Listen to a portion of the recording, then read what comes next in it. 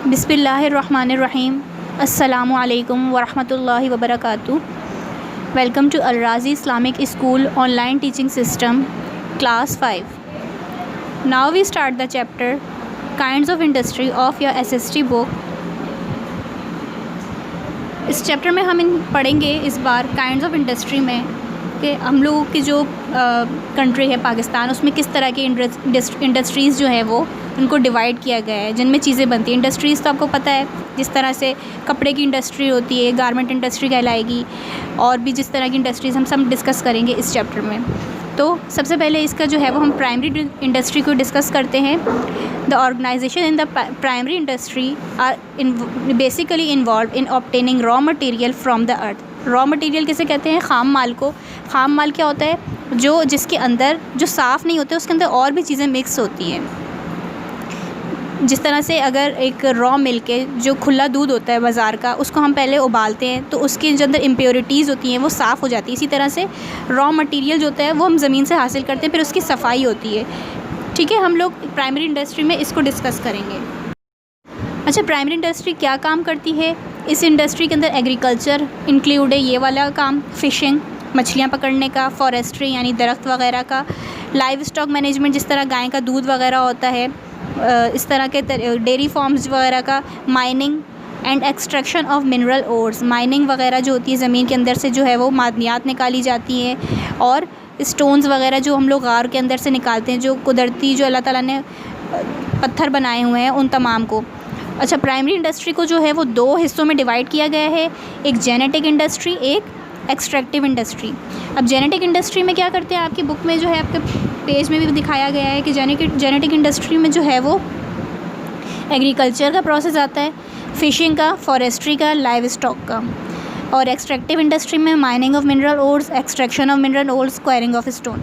सब मैंने आपको ऊपर बताए थे, लेकिन इनको अब प्राइमरी इंडस्ट्री ने दो हिस्सों में डिवाइड कर दिया है। सबसे पहले जेनेटिक इंडस्ट्री को पढ़ते हैं। इसके अंदर क्या होता है? इसके अंदर वो ऑर्गेनाइजेशन काम करती हैं जो कि रॉ मटेरियल जो है वो वहाँ पे यूज़ किया जाता है। Growing and harvesting better crops more quickly, expanding forest, healthier better manage live stock and fisheries. जिस तरीके से जेनेटिक इंडस्ट्री के अंदर आपके ऊपर कॉलम में भी दिखाया गया है कि एग्रीकल्चर वगैरह, फ़िशिंग वगैरह, फॉरेस्ट्री, लाइव स्टॉक, ये सब जो है वो यूज़ होता है। इसके बाद आते हैं हम एक्सट्रैक्टिव इंडस्ट्री पर। इसमें क्या होता है? अच्छा, जेनेटिक इंडस्ट्री और एक्सट्रैक्टिव इंडस्ट्री में सबसे मेन फ़र्क क्या है कि जो रॉ मटेरियल होता है, जो खाम माल होता है, वो जेनेटिक इंडस्ट्री में जो है वो ग्रो मतलब बढ़ता रहता है, वो साफ़ होता है, फिर हम लोग उसे यूज़ करते हैं, फिर वो दोबारा साफ़ होता है, इसी तरीके से होता है। लेकिन एक्सट्रैक्टिव इंडस्ट्री में जो रॉ मटेरियल होता है वो जब उसका इस्तेमाल हो जाता है तो फिर वो दोबारा आगे उसको रीयूज़ नहीं किया जाता है। ये मेन आप फ़र्क है, इसमें आप जेनेटिक इंडस्ट्री और एक्सट्रैक्टिव इंडस्ट्री का फ़र्क समझ सकते हैं। जिस तरीके से जो है वो ऑयल को साफ़ करना, ज़मीन से जो क्रूड ऑयल होता है निकलता है, तो वो साफ़ वगैरह करने का ऑयल का जो प्रोसेस होता है तेल का, वो एक्सट्रैक्टिव इंडस्ट्रीज़ करती हैं। इसके अलावा जो है वो कपास वगैरह का जो crops depend on the right conditions for growth, किस तरह से जो है वो हम लोग अपने एग्रीकल्चर को करते हैं। और जो है फ़िशिंग वगैरह, अब फ़िश तो हम लोगों ने पकड़ लेते हैं, लेकिन उसको दोबारा नए नए तरीके से रिसाइकिल करना वगैरह जो है वो तमाम किस में आता है? इसमें आता है एक्सट्रैक्टिव इंडस्ट्री में। इसके अलावा गाय का दूध वगैरह, डेयरी फार्म्स वगैरह, ये तमाम जो है वो इसके अंदर आता है। एक्सट्रैक्टिव इंडस्ट्री में हम लोग गाय का दूध वगैरह निकालते हैं, फिर उसे हम जो है वो सेल करते हैं। उसकी जो गाय के जो खाल होती है इस तरह से वो लेदर के लिए यूज़ होती है, तमाम जो है प्रोडक्ट्स इस तरह। इसके बाद जो है वो फॉरेस्ट्री यानी जंगलात वगैरह में से जो दरख्त काटे जाते हैं, मेडिसिन उनसे बनाई जाती हैं। इसके अलावा जो है वो हम लोग जो है फ़र्नीचर वगैरह के लिए यूज़ करते हैं, घर में लकड़ी वगैरह और बहुत सारे कामों के लिए जो यूज़ की जाती है। एनिमल्स के लिए आपको पता है ट्री जो है वो शेड है रहने का, बर्ड्स के लिए, तो ये तमाम जो है एक्सट्रैक्टिव इंडस्ट्रीज़ में आते हैं। आपको पता है प्लांट्स कितने ज़्यादा ज़रूरी है, ट्रीज़ हमारी लाइफ के लिए, क्योंकि वो कार्बन डाइऑक्साइड जो है वो अपने अंदर लेते हैं और ऑक्सीजन हमारे लिए जो है वो बाहर निकालते हैं, जो हमारे स्किन वगैरह के लिए, सेहत के लिए बहुत ज़रूरी है। इसके अलावा माइनिंग, क्वेरिंग यानी कि जो ज़मीन के अंदर से मादनियात निकाली जाती है, खूबसूरत हीरे जवाहरात जैसे कि हीरे वगैरह निकाले जाते हैं, खूबसूरत पत्थर वगैरह, सोना जो ज़मीन के अंदर से निकलता है, नेचुरल गैस वगैरह जो निकाली जाती है, जो और भी बहुत सारे तरीके हैं। कोयला निकाला जाता है, कोयला आपको पता है कितना ज़रूरी है। ये तमाम चीज़ें। और mineral resources are found in the earth, जो हमारी, आपको मैंने पहले बताया कि मिनरल्स वगैरह निकल रहे होते हैं। और भी बहुत तरह के जो मादनियात हैं, जिसमें रॉक सॉल्ट है, James, gold, marble, stone, iron और एक्सेट्रा, ये तमाम जो है ज़मीन से निकाले जाते हैं। इसके अलावा मैंने पहले भी बताया कि जैसे नेचुरल गैस जो होती है, कुदरती गैस जो है, वो हमारे पाकिस्तान में बहुत मशहूर है, जो और वो बलूचिस्तान के मकाम से निकलती है। कोल, कोयला वगैरह, they are use to generate power in our homes. आपको पता है पहले जो है वो कोयले से जो है वो किया जाता था, लाइट ली जाती थी। ये तमाम जो प्रोसेस आपको मैंने बताए हैं, ये तमाम जो हैं सारे के सारे किस में आते हैं? ये तमाम आते हैं एक्सट्रैक्टिव इंडस्ट्री में। इसके बाद हम डिस्कस करते हैं सेकेंडरी इंडस्ट्री को। प्राइमरी के बाद आती है सेकेंडरी इंडस्ट्री। अब सेकेंडरी इंडस्ट्री का काम क्या है?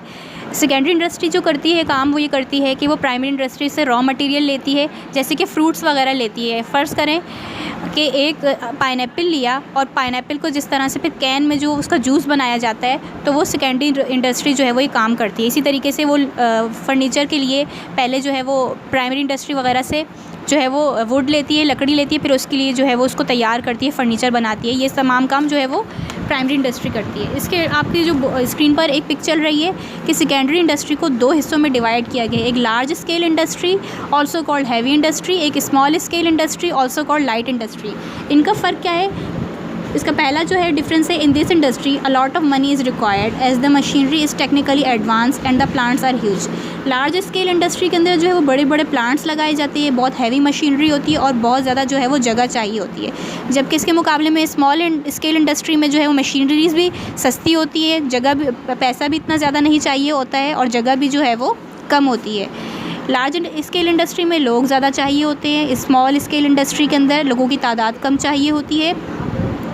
और ये लोग लार्ज स्केल इंडस्ट्रीज़ में जो प्रोडक्ट्स तैयार करते हैं वो लार्ज क्वांटिटीज़ में तैयार करते हैं, और स्मॉल स्केल इंडस्ट्रीज़ में छोटी तादाद में जो है वो प्रोडक्ट्स तैयार होते हैं, कम तादाद में।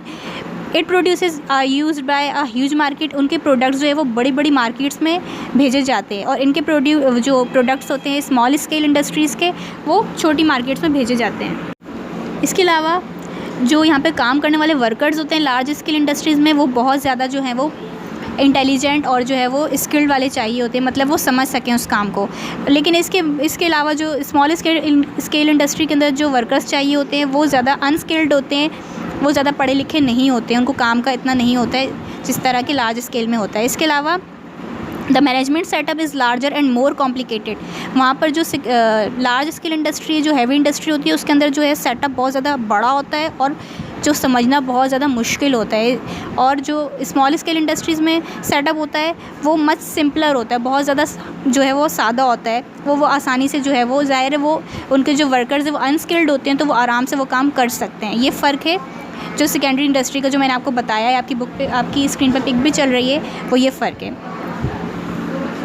इसके अलावा सम इंपॉर्टेंट इंडस्ट्रीज़ हम डिस्कस करते हैं। सबसे पहले हम डिस्कस करते हैं उन इंडस्ट्रीज़ के अंदर गारमेंट इंडस्ट्री, यानी कपड़े की इंडस्ट्री। आपको पता है आजकल कितना मॉडर्न दौर आ चुका है, लोगों के पास टाइम नहीं है, इतनी ज़्यादा मशीनरी वाली जो है वो लाइफ हो चुकी है, तो लोग जो है वो अब कपड़े ख़रीदना जो है वो पसंद नहीं करते। वो क्या करते हैं कि ख़रीद के फिर उसे टेलर को देना, फिर वो टाइम लेना, उनके पास इतना टाइम नहीं होता, वो डायरेक्ट रेडीमेड गारमेंट्स जो है वो ख़रीद लेते हैं। तो इस तरीके से उनका टाइम भी बच जाता है और उनके पास जो है वो अपने कपड़े इस तरह से वो पहन लेते हैं। तो ये तमाम काम जो गारमेंट इंडस्ट्री जो पाकिस्तान की है, ये इंडस्ट्री जो है वो बहुत इंपॉर्टेंट है हमारे पाकिस्तान की। जो है वो आपको पता है कपड़े की क्वालिटी भी बहुत हाई है जो दुनिया में भेजे जाते हैं। तो इंपॉर्टेंट इंडस्ट्रीज़ में गारमेंट इंडस्ट्री भी आती है। हमारे पाकिस्तान में जो कॉटन की इंडस्ट्री है, पहले गारमेंट थी, सेकंड कॉटन है। इसमें जो है आपको पता है हमारे कॉटन की जो है वो बहुत वर्ल्ड वाइड डिमांड है। इसकी जो मेन सेंटर्स जो इंडस्ट्री है वो कराची में, फैसलाबाद, लाहौर और हैदराबाद में, जो बहुत ज़्यादा तादाद में कपास जो है वो कॉटन लेते हैं और फिर उसका जो है वो उससे धागा बनाते हैं, और धागे से आपको पता है कि एक कपड़ा जो है वो बनना तैयार होता है।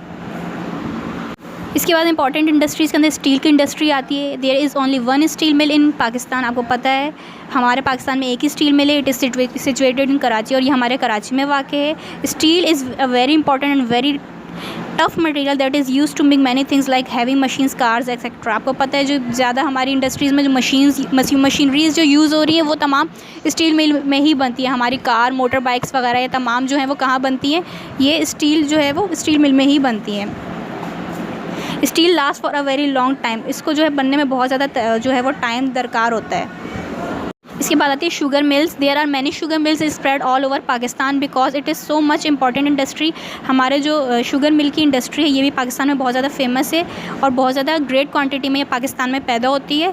आपको पता है हमारे शुगर की भी वर्ल्ड वाइड बहुत ज़्यादा डिमांड है। Sugar is a very important ingredient in many food items. आपको पता है शुगर जो है वो हमारी ज़िंदगी के हर जो है वो खाने वगैरह में बहुत ज़्यादा जो है वो इस्तेमाल होता है। इसके बाद आती है सर्विस इंडस्ट्री। ये इंडस्ट्री क्या करती है, ये जिसमें तमाम हॉस्पिटल्स वगैरह के, आर्म्ड फोर्सेस वगैरह, शॉपिंग मॉल्स वगैरह और जो आपकी स्क्रीन पर जो पिक भी चल रही है इसमें आप देख सकते हैं जो हम लोगों को सहूलियात पहुंचाई जाती हैं। हम किसी हॉस्पिटल में जाते तो हमें फ़ौरन जो है वो ट्रीटमेंट मिलती है।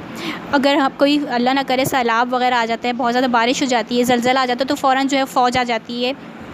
इसके अलावा शॉपिंग मॉल्स वगैरह में हम लोग जाते हैं। ये तमाम लॉयर्स जो हमारे जो केसेस वगैरह लॉ जो कोर्ट्स में हमारे लड़े जाते हैं, ये तमाम जो है वो किस में आते हैं, सर्विस इंडस्ट्री के अंदर, क्योंकि ये हमें सर्विस फ़राहम करते हैं ताकि हम लोग अच्छा से अच्छा काम अंजाम दे सकें और हम ठीक रह सकें। ये हमारे तमाम पाकिस्तान की जो हैं वो इंडस्ट्रीज़ थी जो हमने इस चैप्टर में पढ़ी हैं और इसको डिवीज़न आपको मैंने बता दिया किस किस तरीके से जो है वो इंडस्ट्रीज़ को डिवाइड किया गया है। आपका ये चैप्टर यहाँ पर ख़त्म हो चुका है। आई होप आपको ये चैप्टर अच्छे से समझ में आया होगा। इंशाल्लाह नेक्स्ट चैप्टर में आपसे मुलाकात होगी। अल्लाह हाफ़िज़।